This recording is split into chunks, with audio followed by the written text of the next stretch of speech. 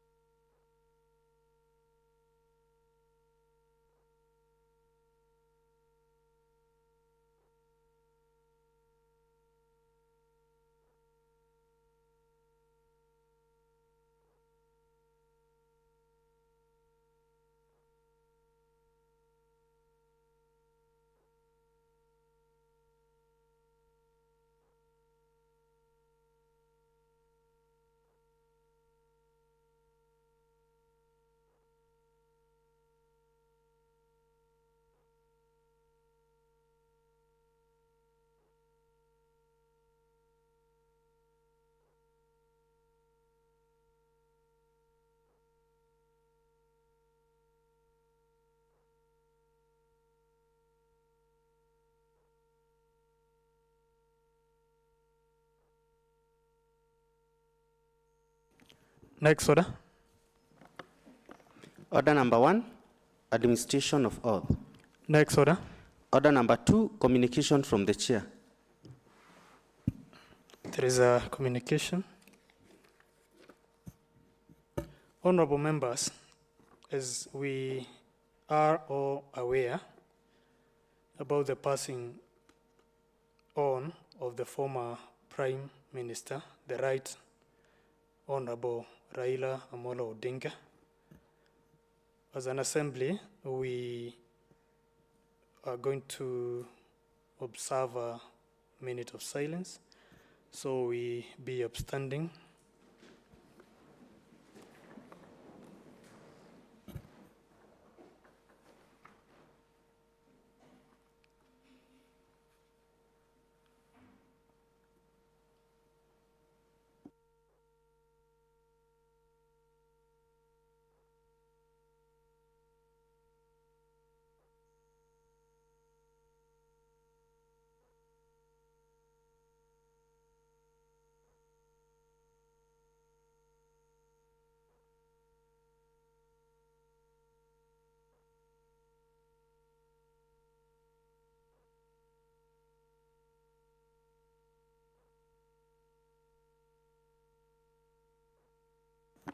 Thank you. In our tradition, I'm going to allow 4 members, 4 honorable members, to just pass a message of condolence in a brief manner. 4 members.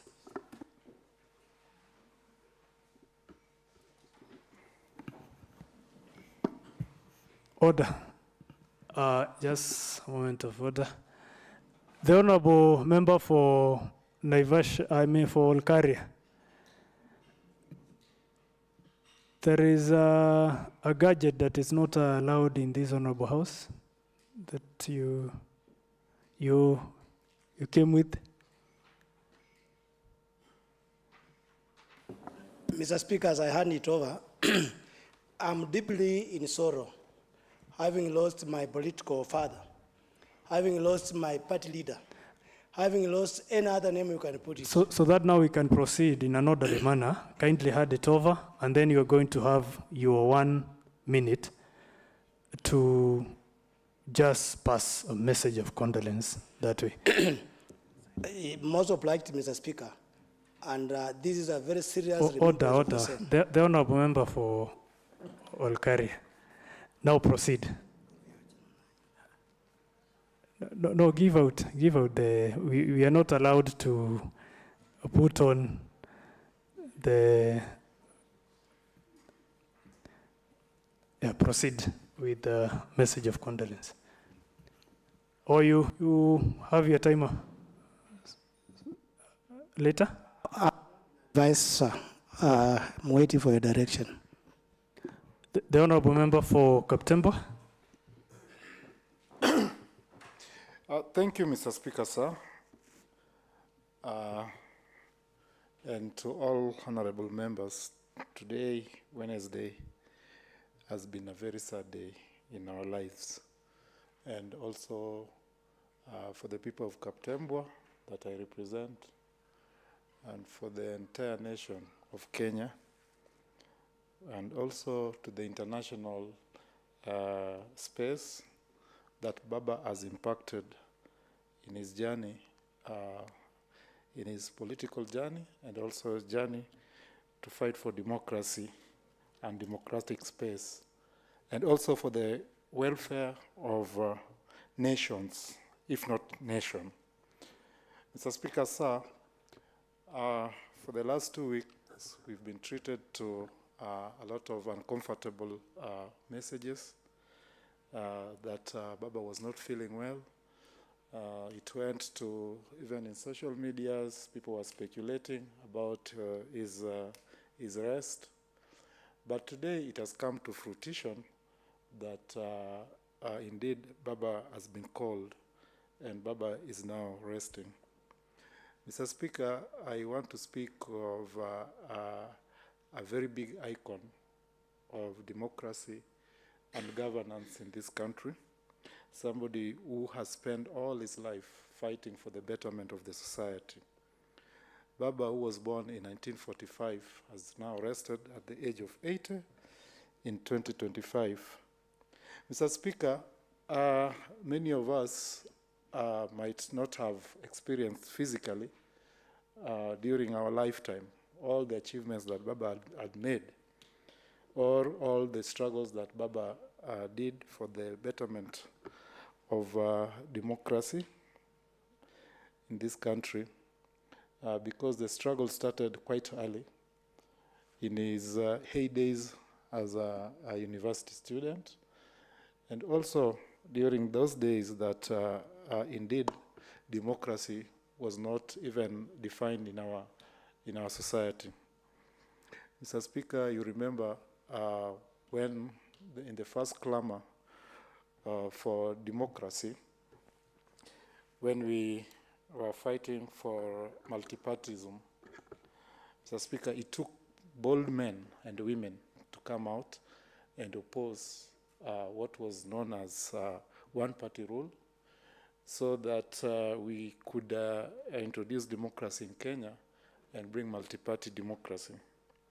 And indeed, during this time, during this struggle, Mr. Speaker, we remember that even Baba was detained without trial for 7 years. And then when he came out, he never cooled his temperature on the perceive to democracy. So he still came out, mobilized the masses, until that time that it was impossible to deny the people of Kenya the multi-party democracy. And that led to the repeal of Section 2A of the Constitution. Mr. Speaker, we also want to reflect on the constitution reforms that Baba really contributed to. We have a new constitution courtesy of majorly of his efforts, and even the devolution that we are enjoying today, even the formation of this assembly is out of the efforts that indeed Baba put forward. And then when we realized the Constitution of 2010, Mr. Speaker, it changed our order of governance, created two levels of government. And Mr. Speaker, up to date, we are enjoying the fruits of devolution, and indeed also on the national government. Mr. Speaker, Baba, as defiant as he was, is somebody who was ready for negotiations, even in circumstances that everybody knew that there was no fair play on his positions. Baba made a bid for 5 presidential election attempts, first in 1997, 2007, 2013, then 2017 and 2022. Mr. Speaker, we can all remember that Baba, in 2008, after a fierce competition with the then President Kibaki, Baba, after that election, the country was burning, and it took bold step. It took a Democrat to relook at the situation that we had that particular time and see what was good for the country. Mr. Speaker, this is the time that Baba and Kibaki agreed to have a power sharing arrangement of the government and the famous nusu mkate. Mr. Speaker, also in 2018, when in 2018, when Uhuru Kenyatta, also after having a very tumultuous a competition, presidential competition, Baba invited Uhuru Kenyatta, or maybe Uhuru Kenyatta invited Baba, and they all agreed to work together and formed a government of handshake.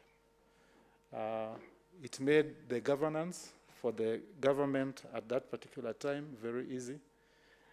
And indeed, Uhuru Kenyatta delivered because of the support he had for Baba. Mr. Speaker, also after 22 general elections, we've seen Baba coming together with our President, William Samoei Ruto, in a union of broad-based government. And Mr. Speaker, truth be said, is that that quelled the turmoil that was about to engulf this country out of Gen Z protest, where even the parliament itself was invaded and burnt. So, Mr. Speaker, we are speaking of a gentleman who could come out in various strong characters. It's somebody who knew when to strike and also when to withdraw. He knew how to withdraw and fight another day. Mr. Speaker, personally, I have a personal relationship with Baba, and so whatever has happened today is an international tragedy. Indeed, it's also a national tragedy, but personally, I consider it personal tragedy. I feel overwhelmed by the situation that has engulfed the country today. Baba meant father, head for this country, and he had better names. He was called Agwambo. Agwambo is a Luo name that means mystery. Baba was also called Tinga, which means a tractor. Baba has left a very, very big shoe that will take ages and centuries for any son of the soil in Kenya to fill. I mourn with the people of Kenya. I mourn with the people of Nakuru. I mourn with the entire world for the tragedy that has struck us today. Thank you, Mr. Speaker. Thank you. The Deputy Leader of Majority Party, you wanted to issue a statement? Yeah. Then after this, the Honorable Member for Olkaria will come after this. Thank you, Mr. Speaker.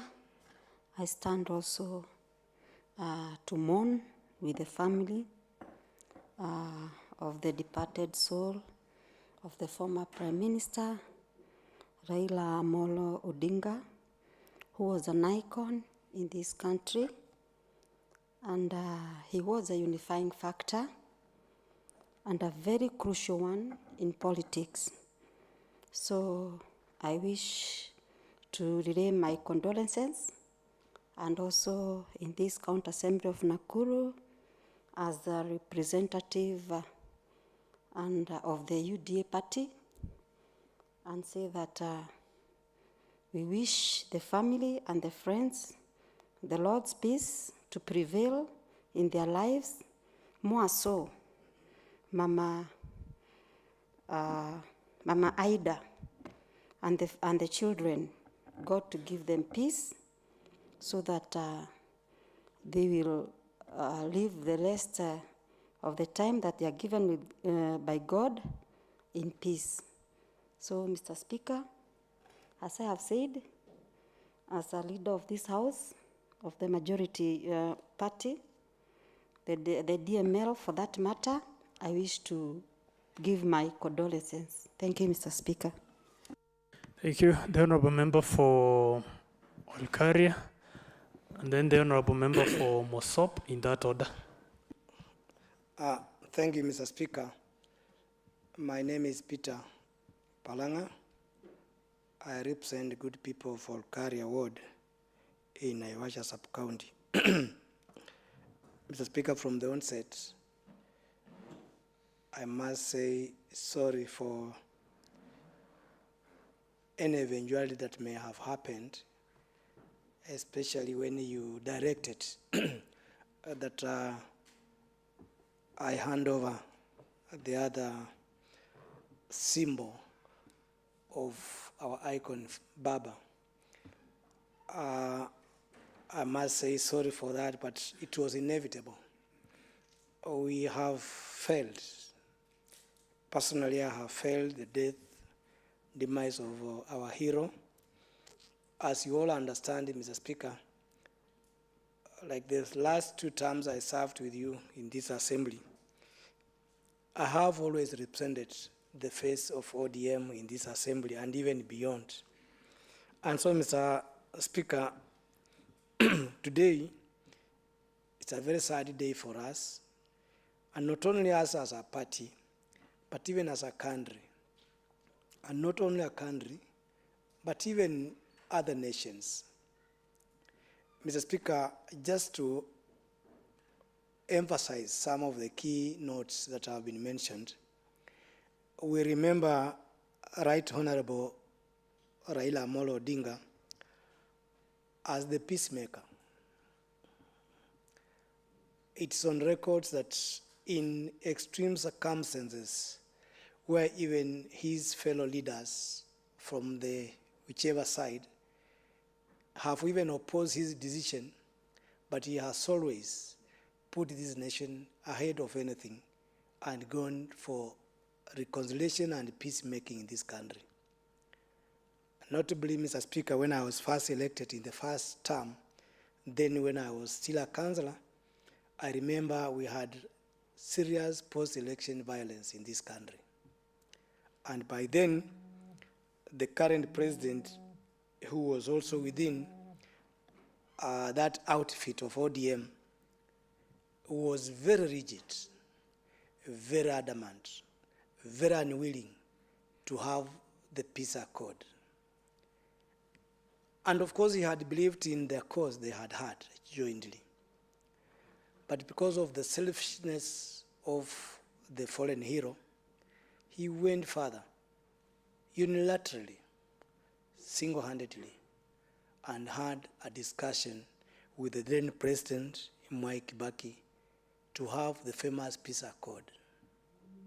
Of course, presided over by Kofi Annan then. So Baba is a unifying factor. Baba is a peacemaker, has been a peacemaker for that matter.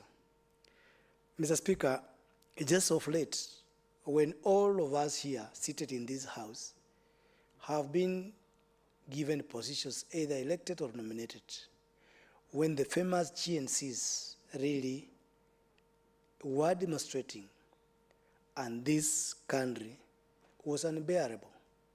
There was no peace. All of us, I remember at one point when we were here, we were all crowded in a corner when the young men were demonstrating across the road here. We were not even sure of our fate. We were not sure of our life. We were not sure of our security. And then at that point in time, Baba, my political mentor, my party leader, sacrifice, went further and met the current president, within which then they went further and formed the broad-based government. This is what has brought us here. This is what has taken us this far. The stability we are enjoying, the peace we are having, the conversations we are having at peace, it's because of the selfless leader from Baba Raila Amolo Odinga. Mr. Speaker, we are all here as MCAs, of course, having been elected or nominated under the dispensation of the devolution in this country. Mr. Speaker, it is no doubt that has taken Baba's sacrifice, Baba's push to ensure that we have devolution that we are enjoying here. I'm here seated and contributing to my fellow leaders in this honorable house because I'm an MCA as the fruits of Baba's labor and determination and work to ensure that we have devolution that is working. Recently, Mr. Speaker, just some few weeks or so, when we had the CAF and devolution conference in Homa Bay, Baba was conspicuously heard and seen defending devolution, saying even the funds, the CDF and the road levies, these funds ought to be managed by the county governments. That is a good demonstration that indeed Father has fought for devolution in this country. Even up to the time of the last time moments when he has been unwell, for example, he has continuously pronounced that indeed his stand and his position on devolution. Mr. Speaker, I want to summarize by just reminding all the members here. We have had the Constitution promulgated in 2010. It's no doubt that every one of us, who I know by then we were grown-ups as we are, can recall the push, the zeal, the determination for us to have the new constitution that we are having.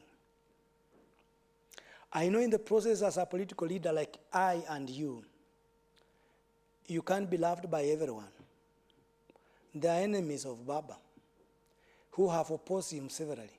But Baba has stood up over and above the political differences. When he moved and even said Kibaki Tosha, people never imagined. And indeed it came to pass. Mr. Speaker, I want to end by saying this. You may have not known the value of something,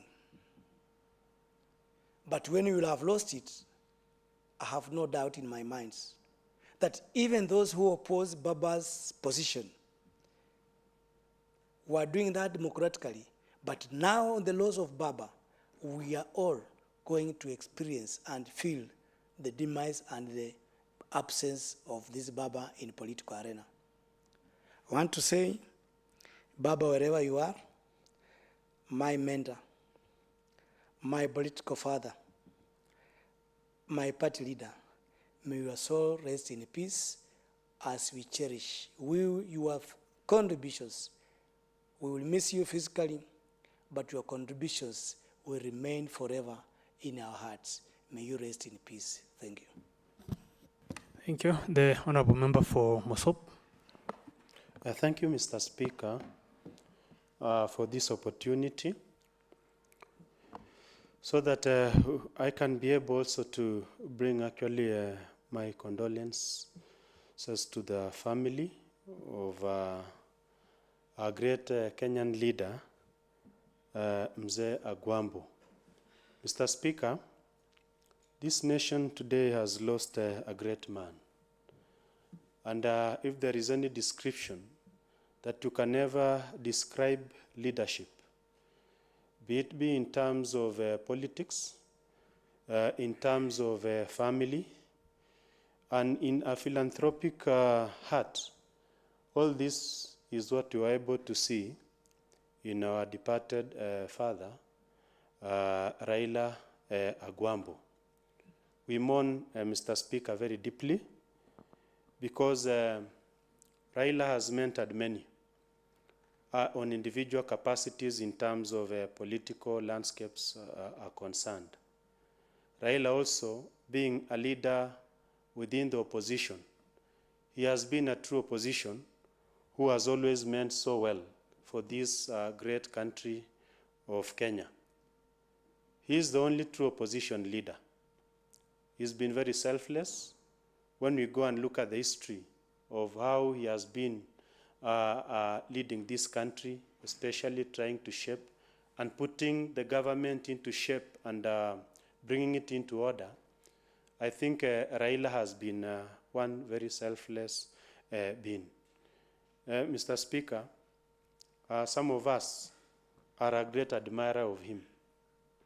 I'm a strong UDA supporter, but I'm a great admirer of his tactics and type of leadership. I'm also a very good student of his type of leadership, and more so when it comes to politics, of agreeing, sharing, and being able to negotiate so that we can be able to bring harmony where there is disunity. he's been a unifying factor. And God blessed him so much with abilities where he traversed all areas of the Republic. Raila was loved throughout the whole country. He had strong followers, right all the way from Wajir, all the way to Voi, even to his backyard in Kisumu, Mr. Speaker. Raila was just such a great man. He was highly respected also by his people when it comes to regionalism. And I've never seen people who are also selfless and tribeless, like the people whom Raila led, like within the Luo Nyanza. Mr. Speaker, when you go to Luo Nyanza, even today, look at the caliber of the people they elect. Look at the tribes who are there. It is very hard that within an area like Kisumu Central, you would find names who are very strong leaders that does not bear the Luo names.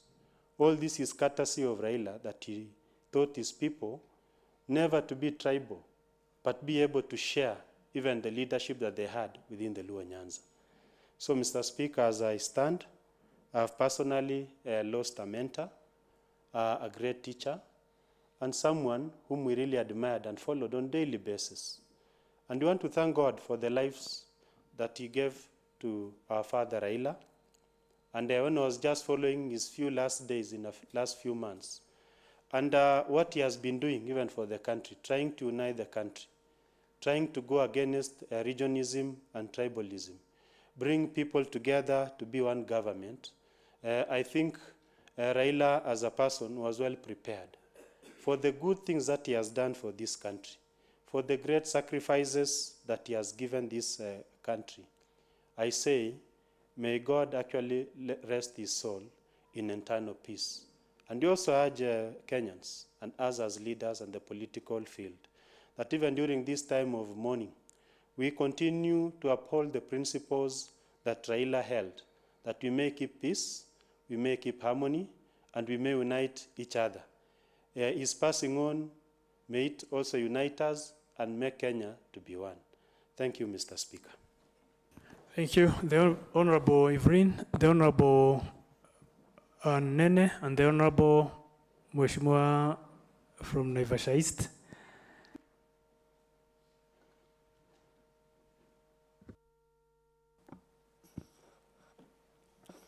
Thank you, Mr. Speaker, sir, for also giving me this opportunity to convey my sincere condolences to our great country, to the family of former Prime Minister, Right Honorable Raila Odinga,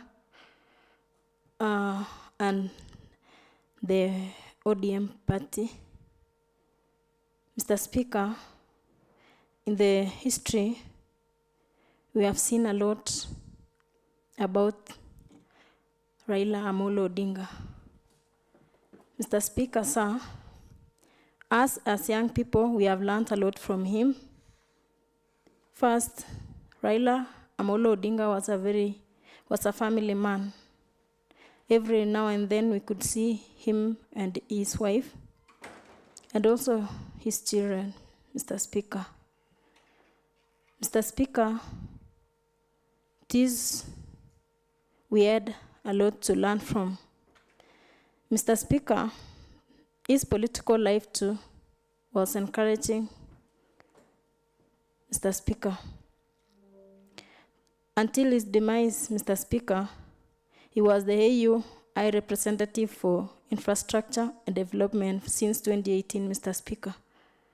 Mr. Speaker, he was also the Minister of Roads and Public Works and Housing since 2003 to 2005. Mr. Speaker, there is a lot we have learned from him, but there is one thing that stands, that our country is important more than our interest in any step of our life. Our lives, Mr. Speaker. Mr. Speaker, this day It's really a dark Wednesday, as I've seen most of the people interpreting it. Mr. Speaker, we are really mourning, and we pray God that He may grant us peace throughout this moment. May His soul rest in eternal peace. Thank you, Mr. Speaker. Thank you. The Honourable Member for Elementaita.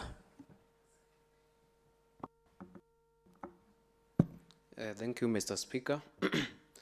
Mr. Speaker, the late Honorable Raila Amolo Odinga will be remembered for two things.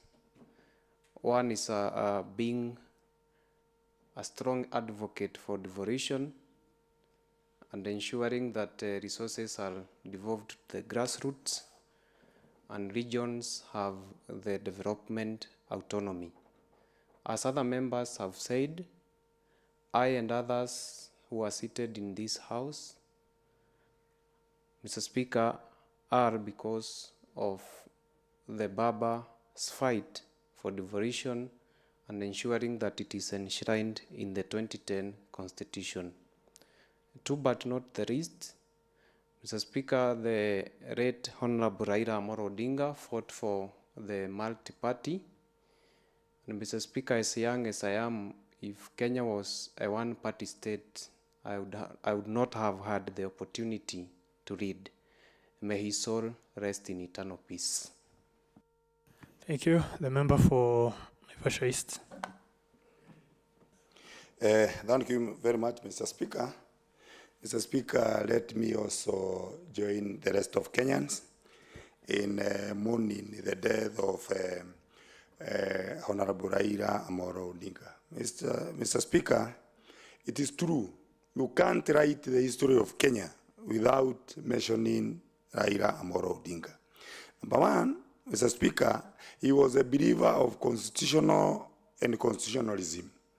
In terms of constitutional making, Mr. Speaker, as members have said, you could not be a speaker, neither could I be an MCA, without his fight for this devolution.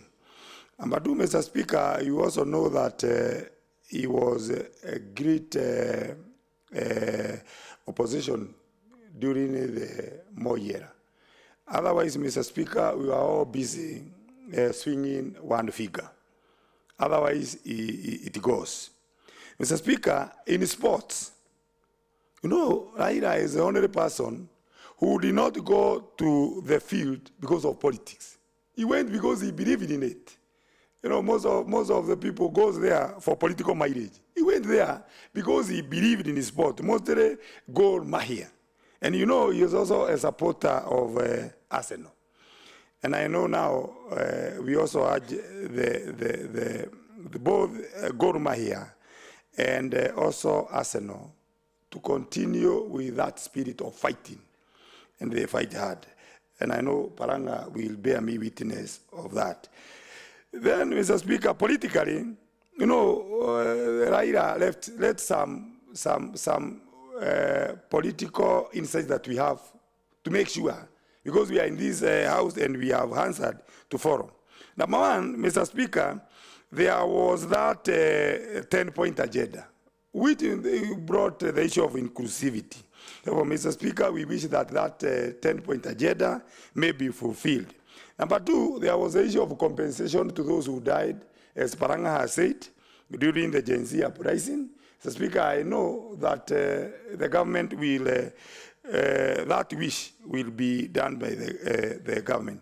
Mr. Speaker, you know, we try to make political parties, but the only political party that has survived all those times is ODM. Others here we try and they become briefcase political parties. So it's only in ODM where you have even discipline. You know, politically, it's only that party that you can have discipline.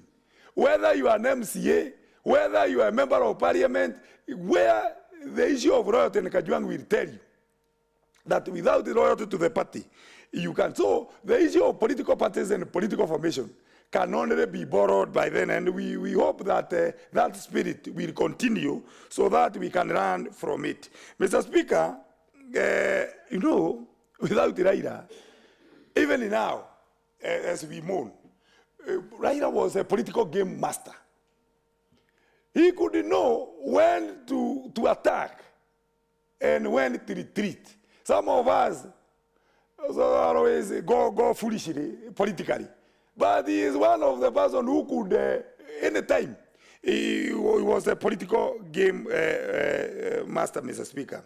Mr. Speaker, there is one thing that as an assembly and as members of devolution, we might not forget when remembering Raila Amolo Odinga. One, Mr. Speaker, recently, Raila, and now he was hated by a majority of MPs because he said the CDF is illegal. Mr. Speaker, let it go, and I know this thing is going in record, that members of parliament must know it is now a curse for them to continue holding on CDF, because Raila said it must come back to where? To counties. It must be converted to Ward Development Kitty. What we are fighting for, Mr. Speaker, was Ward Development Kitty, and Raila said so. So let the members of parliament know that. The other thing, Mr. Speaker, and I know you will get that one, he talked about the road levy. He said members of assembly, members of National Assembly, MPs, have no business doing the roads. And he said that road levy must come to where? To the counties. The last one, Mr. Speaker, he talked about the Senate. And he said it's not the business of the Senate to continue calling governors to take money, steal from counties, take money to the Senate. And he said that work must be done by who? The MCAs. So these are some of the things that we must make sure that we protect. On, Mr. Speaker, on electoral reform, I've seen so many people are forgetting that. You know, with electoral reform, it is Raila who said that the winner should never get it alone. And that's why a majority of what we are seeing in terms of electoral reforms, we are celebrating. Therefore, Mr. Speaker, as assemblies in Kenya sit down, as Mr. Speaker, we continue running with the word honorable. You remember even when the constitution was being made, MCAs were not supposed to be called honorables. They were somewhere between councillors. It was a mixture. So when members now introduce yourself, you are honorable somebody, remember that honorable has come from somebody who fought. And the last one, he was a big promoter of issue of gender. And that one, I know members will say so. Therefore, Mr. Speaker, as we remember, no history, as a history teacher, if you want to read, and I think people will write books now on him, he is equivalent to Plato, he is equivalent to Karl Marx, he is equivalent to Marcus Garvey, he is equivalent to Martin Luther King, and many others, Mr. Speaker, who go... Proceed, address the chair. Jogona is talking about history, and he has a lacuna in history. So, Mr. Speaker, what we are saying is that we have somebody we can refer to politically in Kenya. May his soul, Mr. Speaker, and God may remember the family, and may he rest in eternal peace. And may we live in peace without antagonism.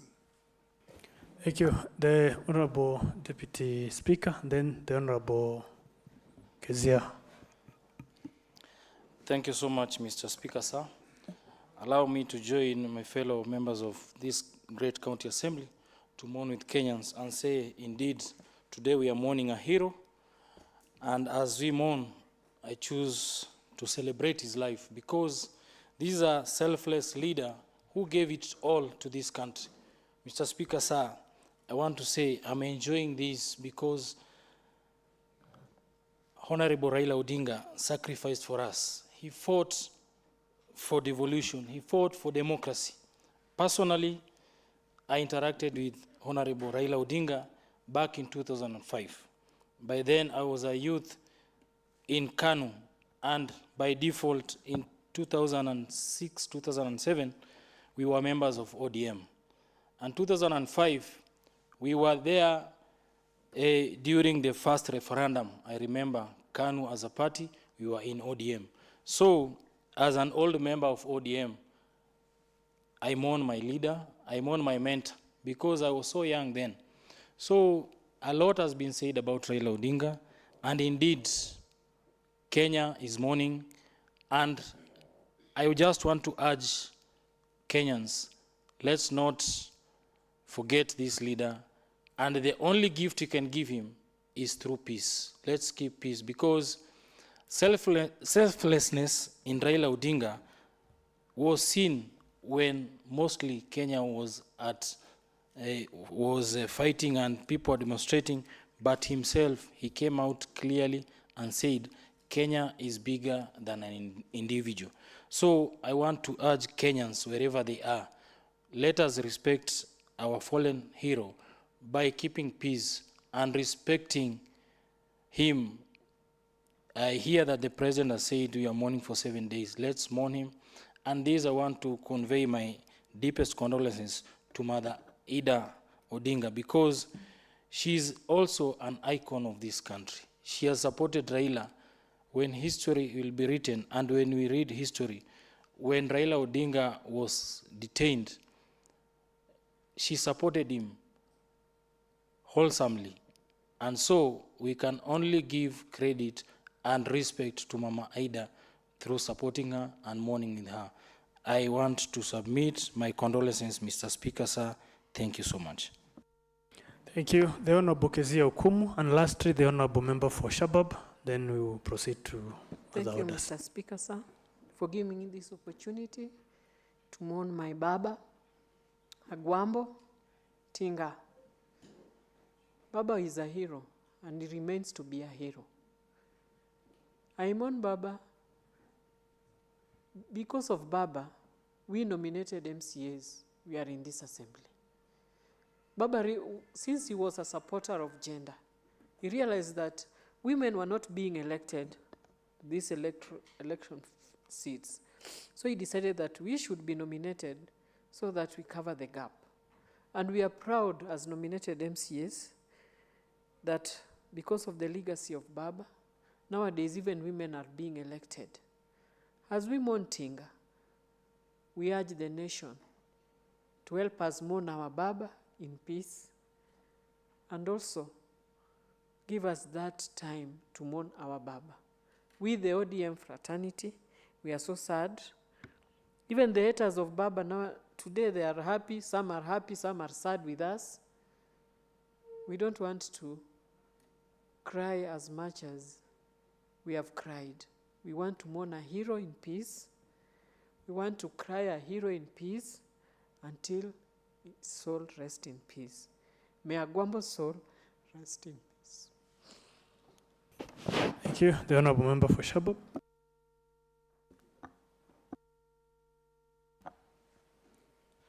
Thank you, Mr. Speaker. Mr. Speaker, I rise to mourn the passing of Agwambo, popularly known as Baba, because, Mr. Speaker, he has been a great leader of the great nation of us, Mr. Speaker. Mr. Speaker, I don't think in the years to come there'll ever be any other politician who will be able to make the moves that Baba did, Mr. Speaker. Mr. Speaker, Baba is the only person who has been in all the... He's in a coalition with President Ruto. He has been there in all the governments that have been there. And this is a move that it shall never happen again.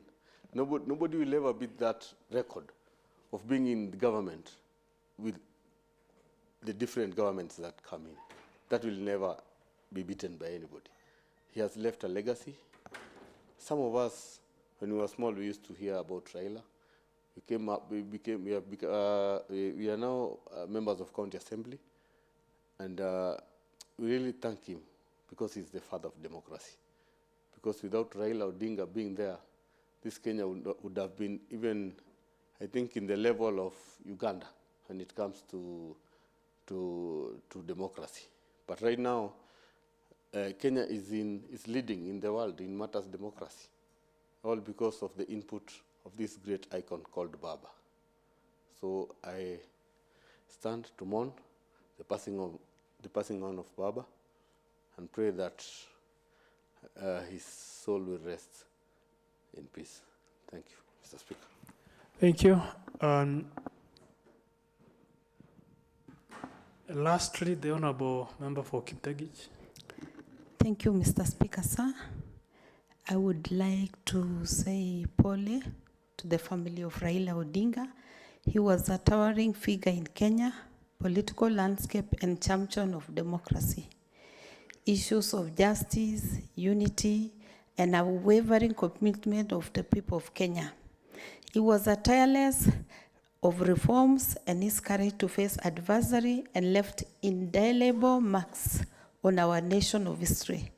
Raila Odinga will be remembered on steadfast advocacy for multi-party democracy, his role in the fight of constitution reforms, and dedication to national reconciliation.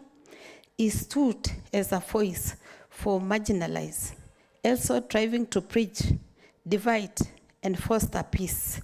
His vision for unity, prosperous Kenya inspired generation. Tunasema pole kwa baba, and I usually remember him with the song, Rero, Rero, Rero. Next order. Order number 3, messages. No messages. Next order. Order number 4, petitions. There is a petition that will be presented by the Honourable Member for Nakuru East.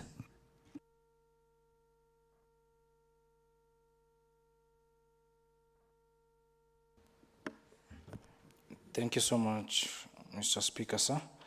With me, I want to present a petition from Nakuru East Ward's Climate Change Committee, Climate Change and Planning Committee.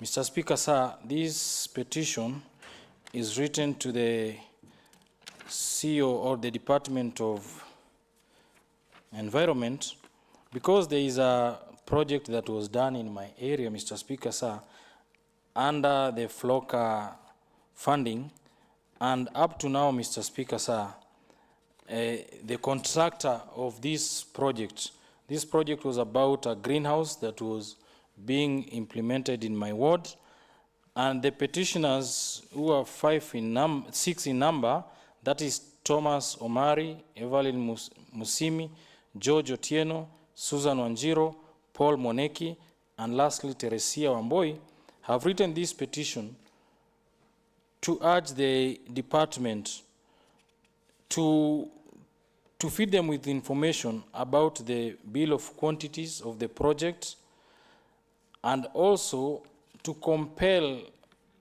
the contractor to finish the works which were supposed to be done by the end of August this year, and up to now, Mr. Speaker, sir, the project is halfway done, and some of the materials and seedlings have not been supplied, and the petitioners are feeling that this thing, if not addressed, the county government will lose a lot of money, because the essence and the purpose of this project was to promote matters to do with the climate change through giving members of the public seedlings, fruit trees, so that we can mitigate the issue of climate change.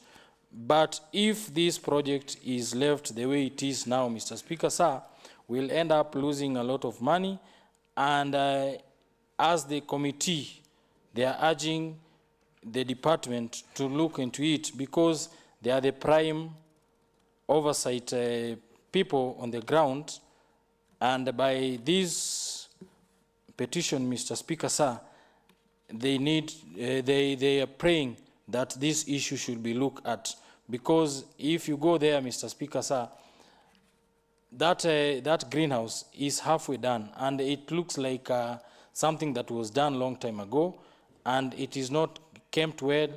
So through this petition, they are urging the department to look into the issue, so that we can get value for money and address the issue of climate change in our ward. Thank you, Mr. Speaker. Thank you. Now the matter is hereby committed to the Committee on Environment. The Chairperson, Committee on Environment, how much time do you need to bring a report to this House? After 2 weeks. How many weeks? 2 weeks.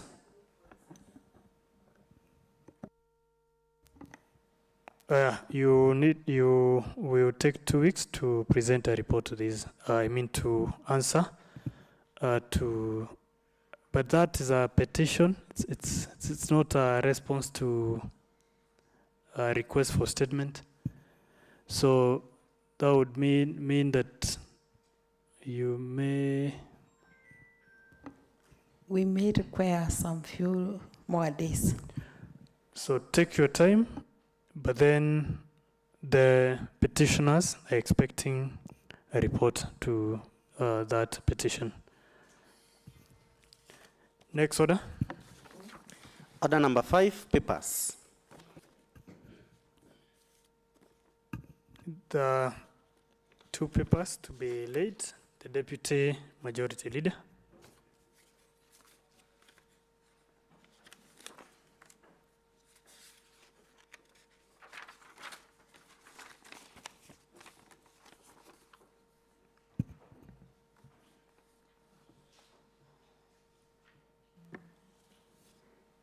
Thank you, Mr. Speaker. And on behalf of the Majority Leader, Honorable William Mutai, I wish to lay the County Government of Nakuru Budget Review Outlook Paper 2025 and pursuant to the provisions of Section 118 of the Public Finance Management PFM Act 2012. Thank you, the Honorable Deputy Majority Leader. Then that paper is hereby committed to the Committee on Budget and Appropriations. The second paper. Thank you once again, Honorable Speaker. And pursuant to the provisions of 9 (3) of the Physical and Land Use Act 2019, on behalf of, again, the Majority Leader, Honorable William Mutai, I wish to lay the County Government of Nakuru local physical and land use development plans for Turi, Naishi, Soweto, Gitare and Langwenda centers for the financial year 2025 to 2035. Thank you, Mr. Speaker. I wish to lay. Thank you. Now that paper is committed to the Committee on Lands and Physical Planning. Next order. Order number 6, notices of motion. Next order. Order number 7, statements. There are requests for statement. The first request is by the Honorable Wilson Mwangi.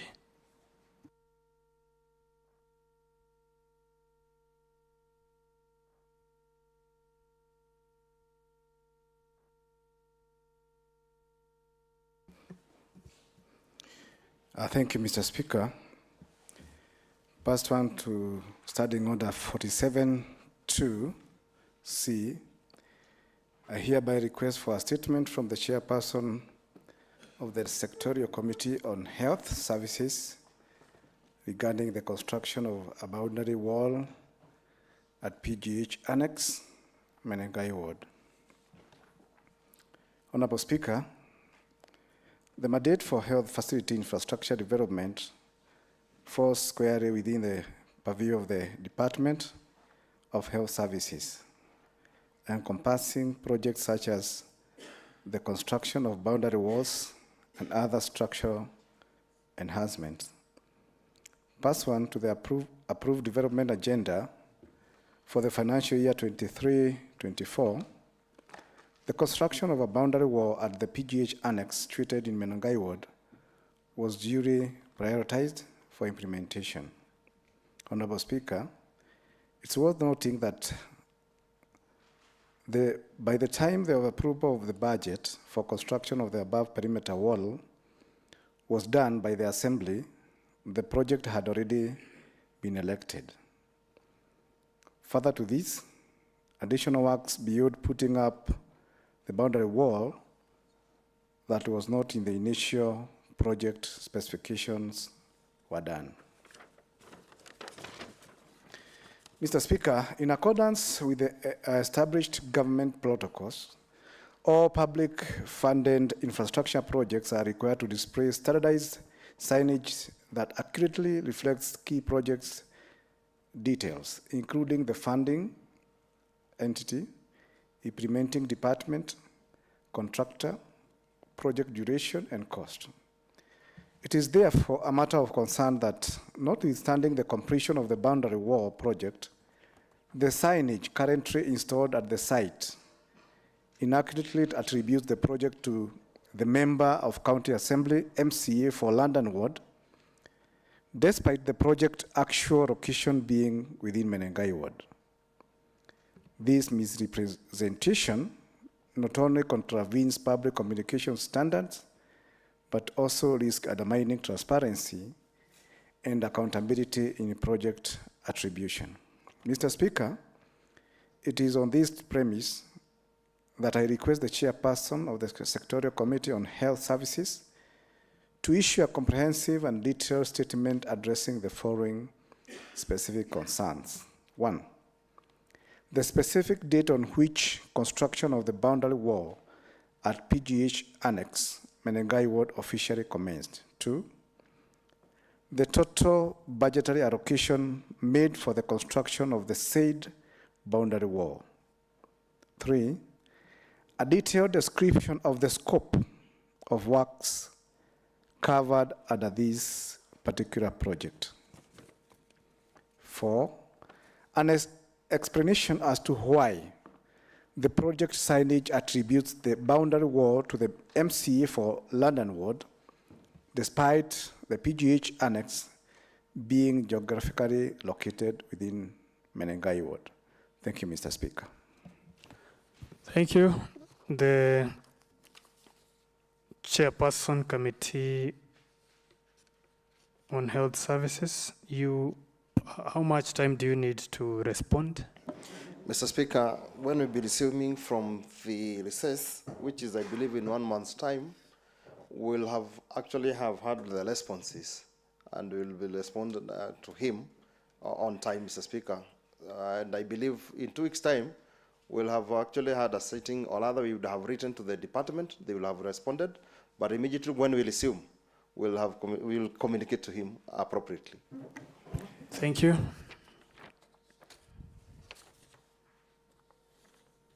The next request for statement is from the Honorable Leanganga.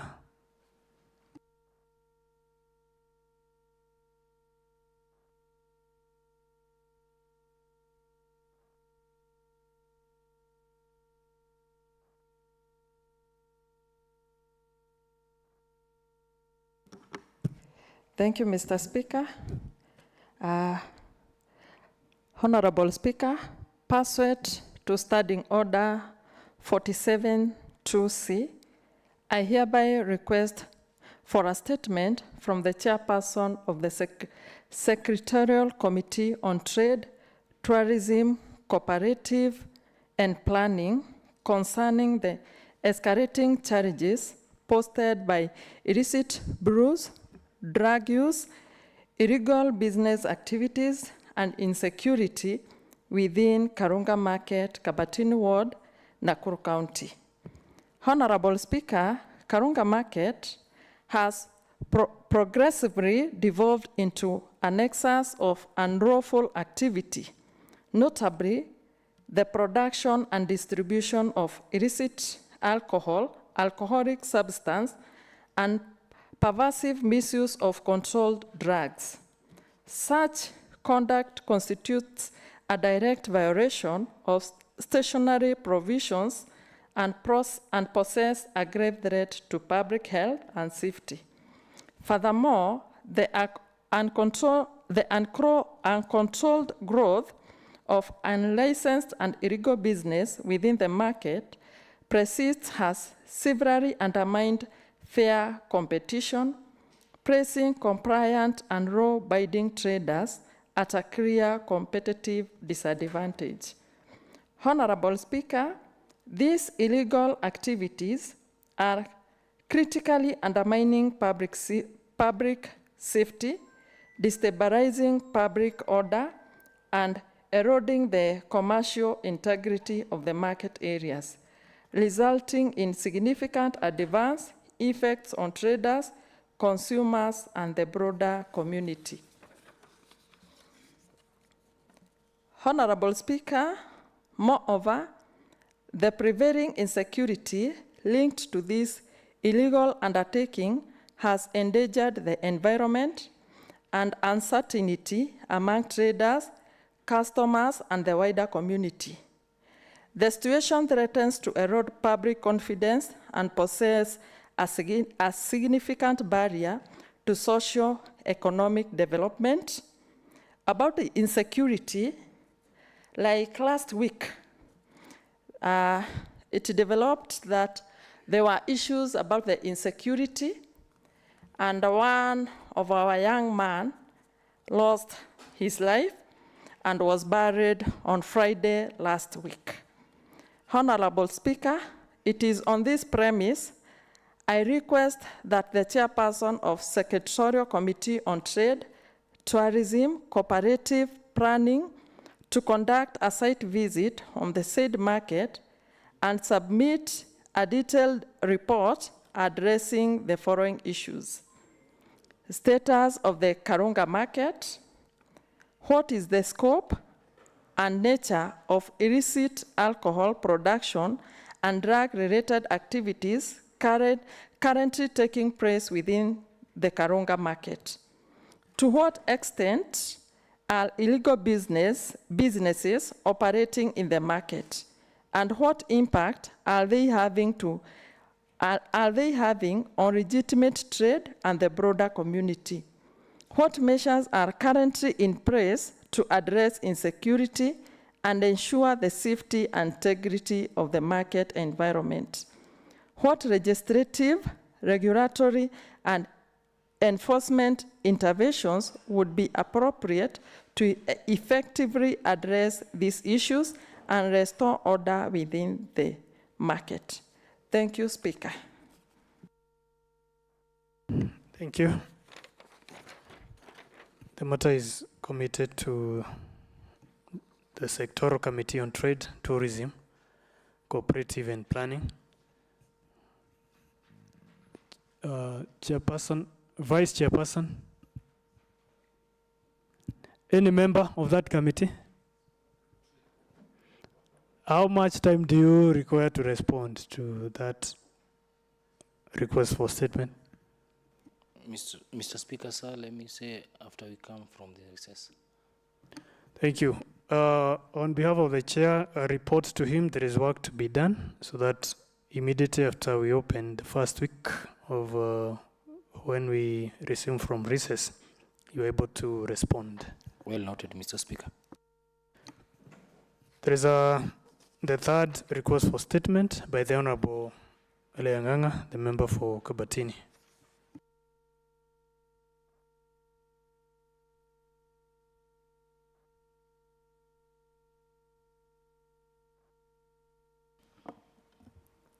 Thank you, Mr. Speaker.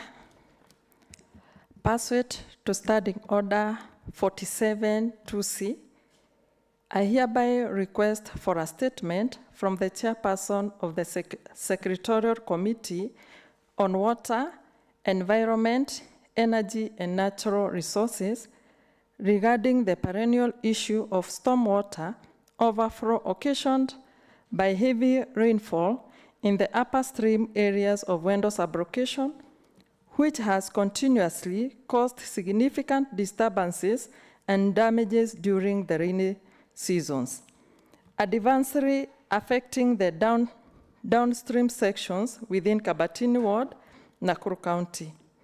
Honorable Speaker, it is of grave concern that the volume and velocity of stormwater runoff from the upstream regions of Wendo, particularly during periods of intense rainfall, has resulted in severe disruptions to normalcy in the affected areas, posing considerable risks to road safety, damaging public infrastructure, and endangering the well-being of residents in Kabatini Ward.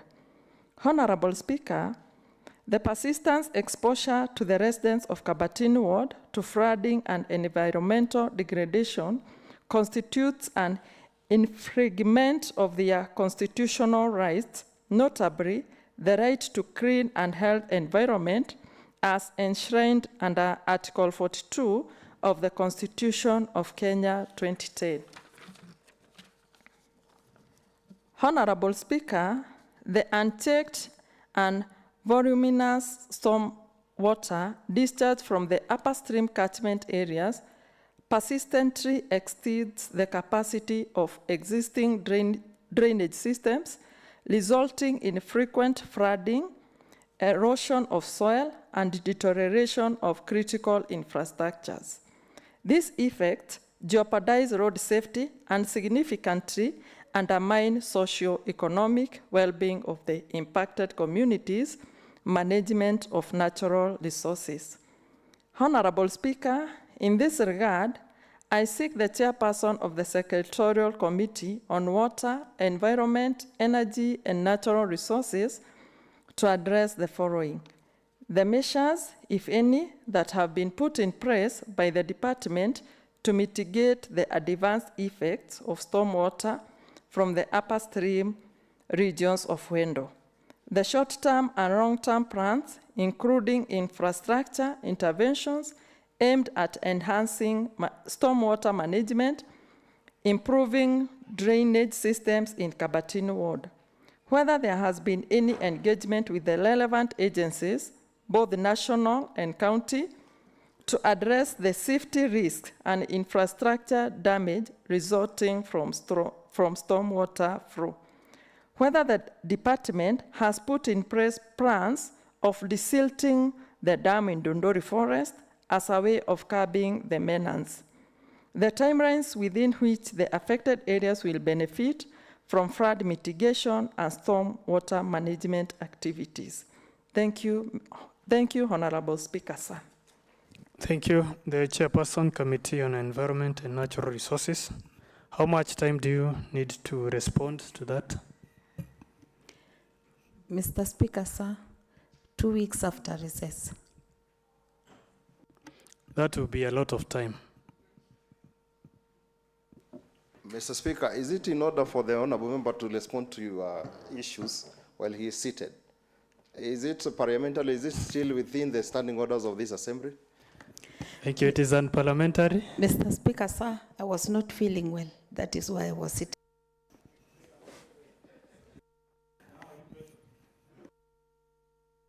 So now you're better in a matter of seconds. Thank you for that observation.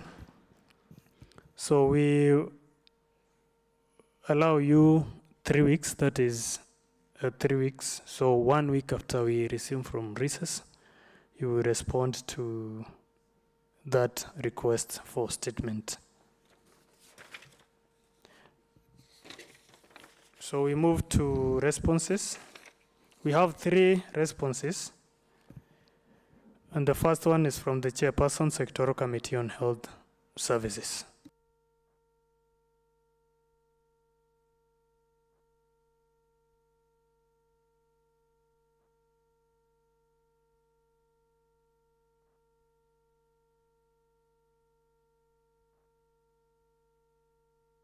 Mr. Speaker, I rise to respond to a statement that was sought by Honorable Masikilel on the issues of the IFIF.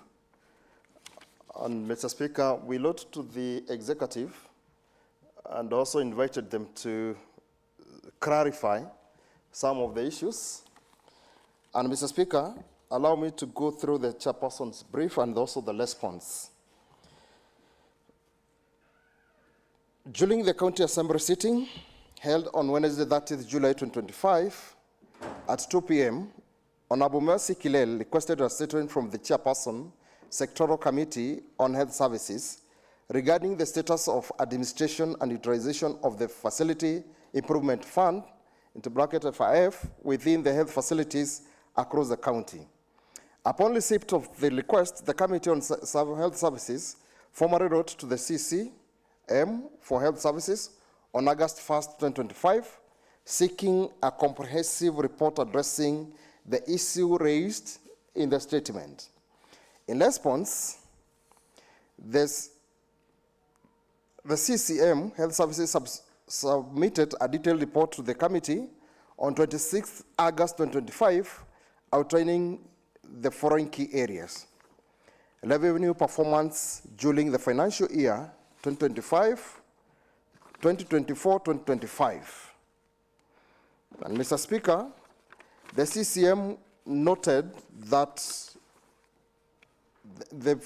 during the financial year 2024-2025, all level 4 or sub-county hospitals collectively generated revenue amounting to 733,732,101 under the revenue corrections for that year. Number 2, there was also issues and measures undertaken in the supply chain assurance, and the measures undertaken were to ensure consistent availability of drugs and pharmaceuticals across the county. And Mr. Speaker, in the response, the CC stated, to enhance the availability of the essential medical drugs, the department has implemented the following measures. A, appointment of an FIF advisory committee at the county headquarters. This committee ensures that all AIE requests include an allocation for health products and technologies, which is, we call them HPT. Number 2, part B, the Chief Officer Medical Services, via circular CGN/DOHS/COMS/volume 6, HPT/2025/75, directed all hospital medical superintendents to prioritize procurement of HPTs from KEMSA to ensure quality and consistency of supplies and only procure from other suppliers when the items is officially listed as unavailable by KEMSA. Mr. Speaker, also on the support mechanisms and the interventions that they are put in place to assist health facility with low FIF revenue streams to maintain essential delivery services, the CC stated that to promote equitable access to medical supplies across all facilities, the county government has instituted the following support mechanisms. A, provision of quarterly allocations from the headquarters budget for procurement of HTPs. B, settlement of utility bills, electricity and water through headquarter AIEs. And part C, supplementary procurement of food and rations for sub-county hospital with raw FIF. And part D, renovation and maintenance of buildings, stations, and medical equipment funded through headquarters AIEs.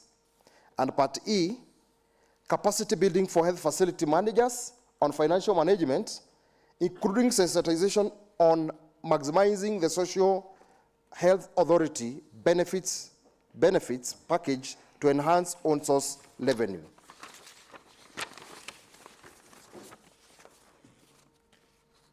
Mr. Speaker, as a committee, we endeavored actually to make sure that also when we will be going around, we are going to make sure that we have checked whether whatever they said, they are adhering to it, so that we see whether at least, not only putting into paper just to respond to the House, but to make sure that they adhere to whatever standards that they have said they are put in place. Therefore, Mr. Speaker, I beg to respond to the statement, and we had also informed the member who had sought for this statement. I beg to submit for the House. Thank you, the Honorable Chairperson. Then the next response is from the Chairperson Committee on Agriculture, Livestock and Fisheries.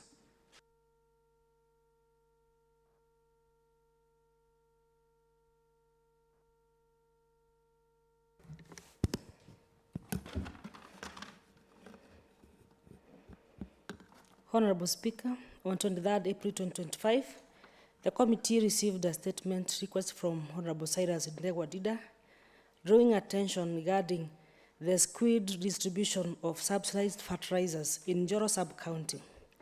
Specifically, the honorable member expressed concern that the allocation of fertilizer under the government's subsidy program appeared skewed, disadvantaging a section of farmers within the sub-county.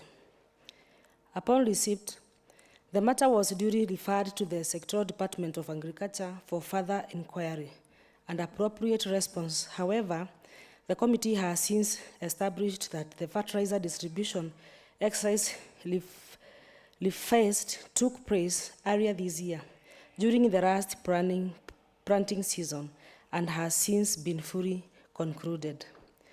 Status of the matter is that in light of this, the committee wishes to formally note that the issue is now overtaken by events. That is to say, the distribution is in question has already been executed, the input cycle is complete, and any potential corrective actions tied to that specific phase of the program are no longer applicable or actionable. Pursuing the matter at this stage would not yield tangible results for the affected farmers or provide timely rescues, as the operational window for intervention has passed. There was some observation that, nevertheless, the concern raised by Honorable Cyrus Ndegwa-Dida highlights broader issues that merit the committee's attention, including lack of transparency in the allocation criteria and beneficiary list. 2, weak oversight mechanism during the distribution phase. 3, perceived administrative bias, particularly at the local level. 4, limited grievance redress channels for affected farmers. These are systematic issues that cannot be overlooked and must be addressed to restore trust and integrity in future subsidy programs. There were some recommendations and way forward. 1, post-season audit. The committee will request a post-distribution audit from the Department of Agriculture to evaluate the efficiency, fairness, and accountability of the last subsidy program in Njoro sub-county and similar regions. 2, development of a digital beneficiary registry. We shall recommend the establishment of a centralized, verifiable farmer database to eliminate subjective targeting and ensure equitable access to future subsidies. 3, policy and operational reforms. The committee will engage with the ministry and relevant agencies to review the design and execution of the National Fertilizer Subsidy Program with an emphasis on devolution, transparency, and accountability. 4, institutionalizing community oversight. Going forward, the committee proposes that community-level oversight structures such as ward-based input committees be established to ensure local participation and curb irregularities. In conclusion, while the specific matter raised is no longer actionable within the context of the concluded distribution, the issues it services remain relevant and urgent. The committee takes these concerns seriously and commits to addressing them through structured legislative and policy interventions. Thank you, Mr. Speaker, sir. Thank you. I hope the Honorable Chairperson, you are able to contact the member who had requested? Yes, I did that earlier. Okay, thank you.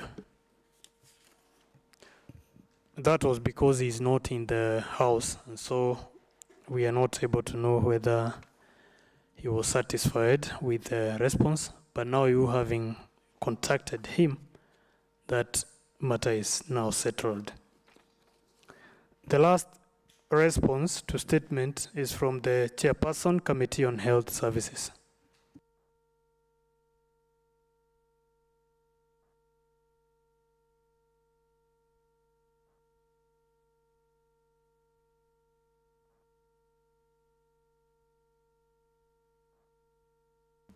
Thank you, Mr. Speaker. I'd like to respond to a statement that was sought by Honorable Talk from Menengai West on delay by the Department of Health Services in procuring and delivering laboratory equipment. Mr. Speaker, during the County Assembly sitting held on 30th July 2025 at 2:30 p.m., Honorable Isaac Rotok requested a statement from the Chairperson Sectoral Committee on Health Services regarding the unjustified delay by the Department of Health Services in procuring and delivering laboratory equipment to Orelongai dispensary in Menengai West, Nakuru County. Upon receipt of the said requests, the Committee on Health Services formally wrote to the County Executive Committee member for the Health Services on 1st August 2025, seeking a comprehensive report addressing the issues raised in the said statement. In response, the Health Services, the CCM Health Services submitted a detailed report to the committee on 26 August 2025, stating that the procurement of laboratory equipment for Orelongai dispensary had been allocated Kenya shillings 2 million in the financial year 2023-2024. However, the conclusion of the procurement process was delayed due to pending finalization of the procurement framework at the Director of Supply Chain. Consequently, the process was rolled over to the financial year 2024-2025, following the approval and uploading of the supplementary budget in January 2025. The CCM's further indicated that the equipment and associated furnitures have since been procured and delivered, with the exception of the microscope, which is currently undergoing calibration and was expected to be delivered by 1st September 2025. Mr. Speaker, I wish to submit that we informed the member, we shared with him this statement, and he was in agreement with whatever the report that was submitted to us was actually saying. Additionally, the department confirmed that the current equipment procurement framework covering the financial years 2024-25 to 2026 is designed to streamline process and prevent similar delays in the future. Mr. Speaker, this emanated from other individuals or members who had also some concern with the issues of supply of equipment to their facilities since, or rather because they had already appropriated funds to go to the supply of equipment to their facilities. Therefore, they said and they stated that actually they have streamlined the process and they're expecting that they are going to do it appropriately and on time. However, it is also worth noting that the committee on 30th September held a joint meeting with officers from the infrastructure, supply chain management, finance and health services department to address these delays and those affecting preparations and approval of bill of quantities for health facility projects. Mr. Speaker, we had a meeting just because of the delays, because the department had a backlog of 1.2 billion that are yet to be consumed or rather to be utilized or rather to be absorbed. And now with the issues of EGP, we had to call them to tell us what they are going to do with these issues of delays because the department have been delaying to procure. And Mr. Speaker, we resolve the following, that the departments to strictly adhere to the agreed timeframes and ensure coordination between technical and procurement officers. Mr. Speaker, this was actually because they had said there is preparations of the programs, the procurement plan that was supposed to be uploaded for the department at the portal so that actually they can go ahead now to procure.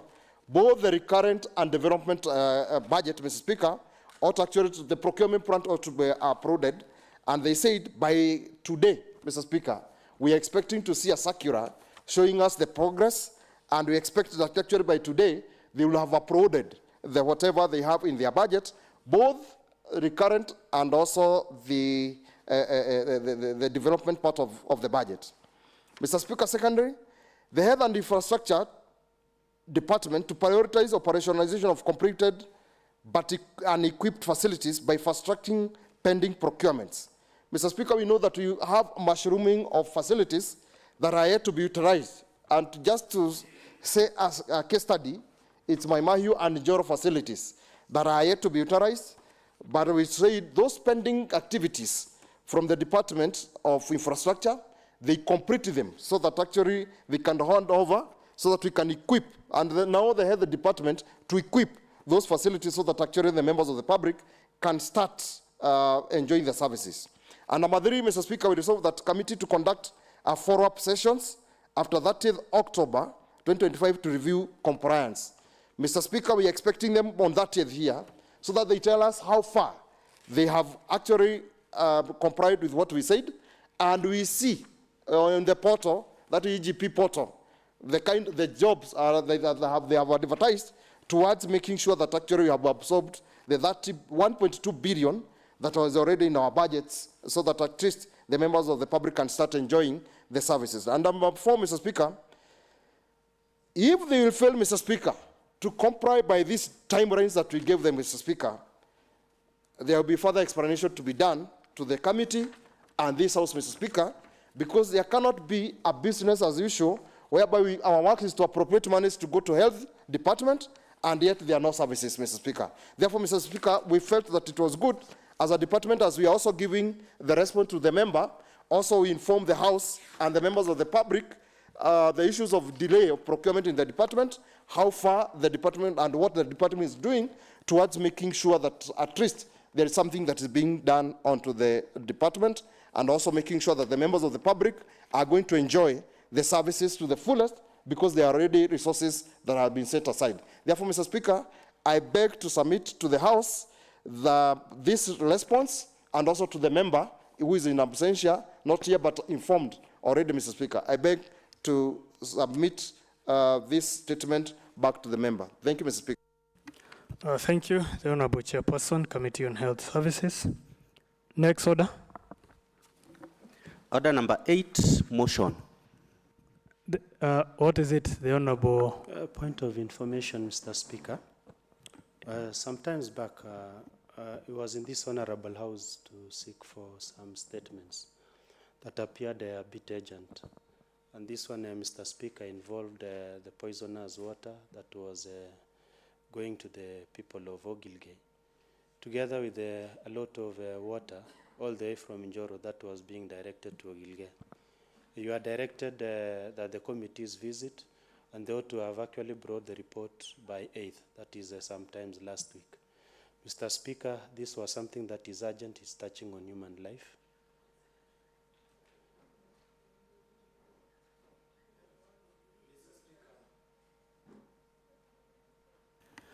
Proceed. Proceed. Yeah, and it's touching on human life. And of course, the building of drainage systems was also ongoing, and I want to believe the committee would have been in a position to intervene so that they can be able to direct the water to River Ndarugu, the clean, stormy water.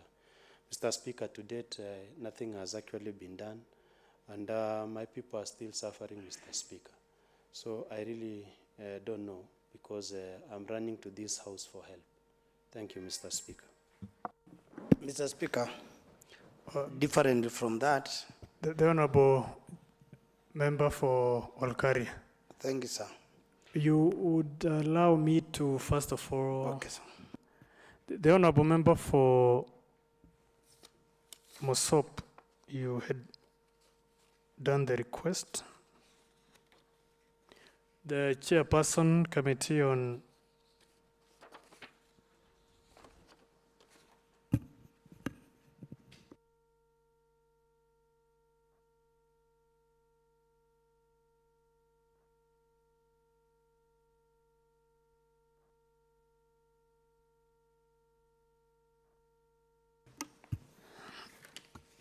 arising from what the Honorable Member for Mosop has indicated, which is the fact, I wish to state that there has been delays by committees to be able to respond on the floor of this House. And as we talk today, we have 25 pending statements. And it's worth noting that the statements are not sought for nothing. It's really worth to mention that they are sought because they concern the issues, they affect the very residents of the county, our great county, that is Nakuru County, that we represent here. And so this is huge, and I want to emphasize to the chairpersons that all the pending responses to be done on the first week of November, when we resume from the short recess that is nigh. So for now, that is the situation, or the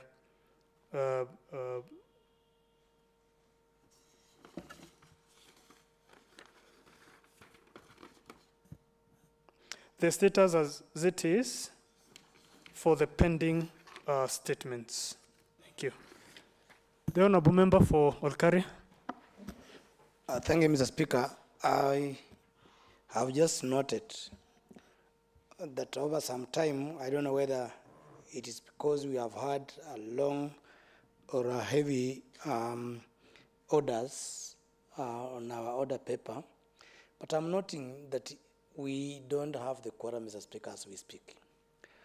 Even the whips from either side, who are supposed also to assist us in mobilizing members here, are not here. So I just wanted to bring to your attention on that so that you can advise on the way forward.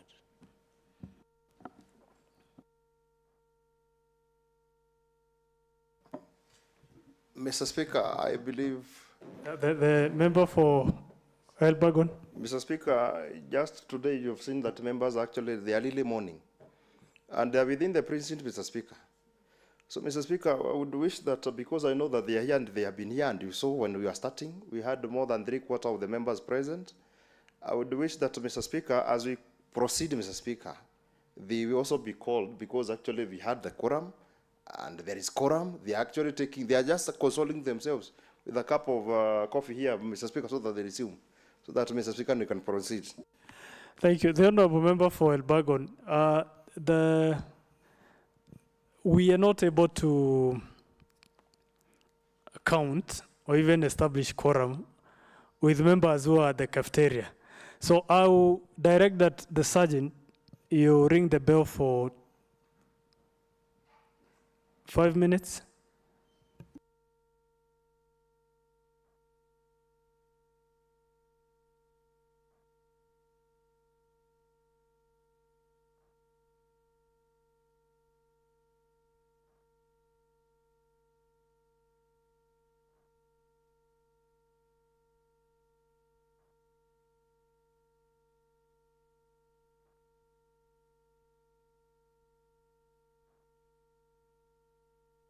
The Honourable Member for Elbagon, maintain your seat.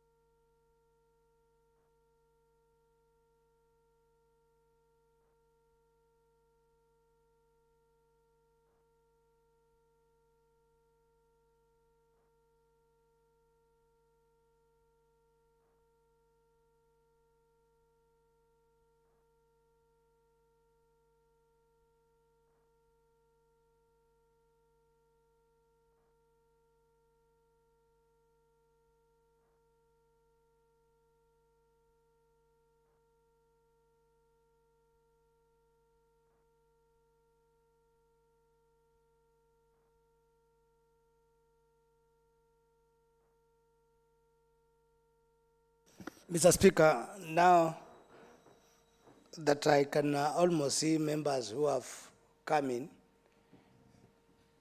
who have joined this assembly, I believe now in my own, though I'm not the whip to undertake this mandate, but I can see now we have the quorum.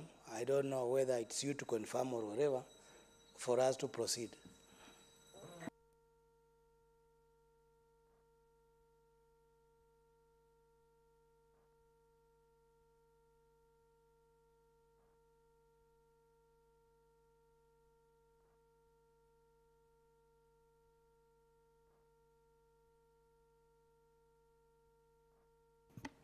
Next order.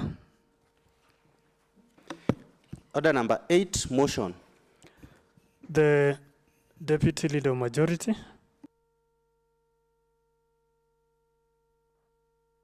That is the Deputy Leader of Majority Party.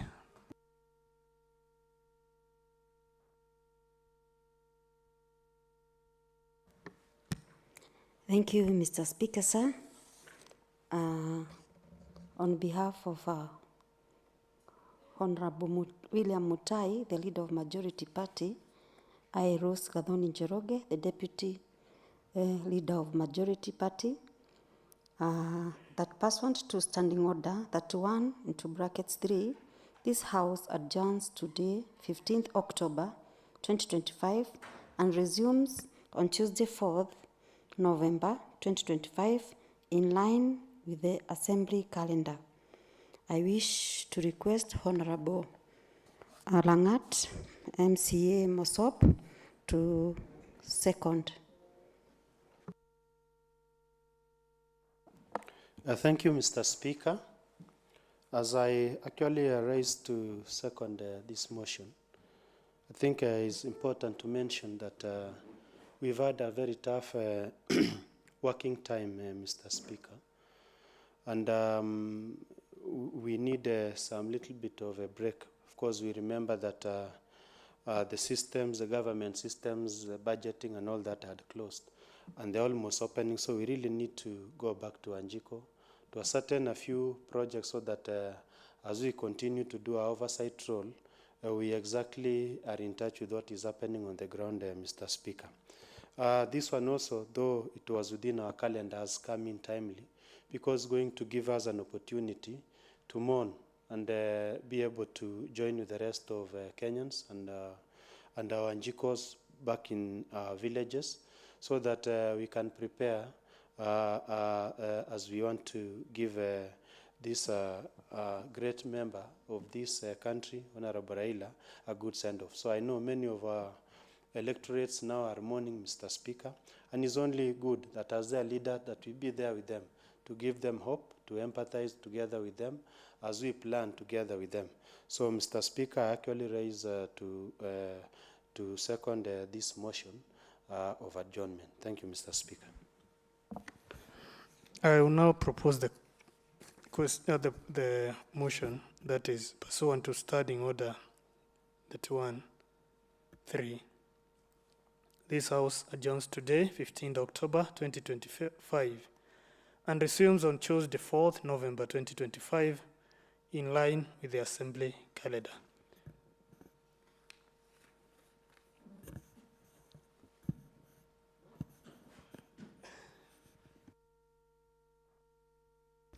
The honourable member for the honourable member for Olkaria. By the name Peter Angela Palanga. Order. You are even taking the microphone even before the speaker allows you time. You What is talked it? of a member for Olkaria, and then I'm myself. Proceed. What is it? No, Mr. Speaker, the motion is properly laid before the House, proposed and seconded by Honorable Langat. And Mr. Speaker, we are the people to walk the talk. We must remain consistent to what we preach. We, as a House, adopted this particular calendar. And this calendar was adopted when all of us were seated here. It's only a fool who contradicts his own resolutions. Since this is our own calendar, and it's not only us, but I believe it's even a national calendar, I just want to reiterate that, Mr. Speaker, when I came here in this particular session, I had a lot of challenges in my mind, but after you allowed me to contribute to the passing off of Honorable Raila Amolo, I feel that God's planning has got no corrections. How it has happened that the hero, the icon, has passed on today when it is coinciding with our calendar that indeed we need to break for a short recess. Mr. Speaker, I think it's timely, it's godly given, it's godly guided, and how I wish that you consider my age in this assembly.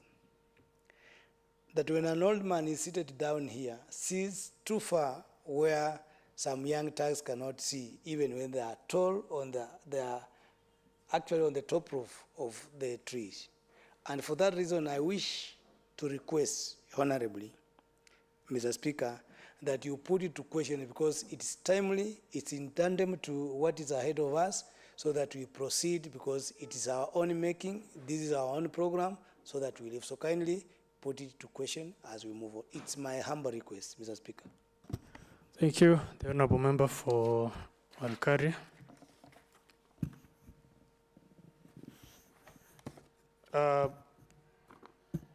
Actually, no question is put to this adjourned motion. So this House is adjourned today, from today, 15th October 2025, and resumes on Tuesday, 4th November 2025, in line with the Assembly calendar. We all rise up.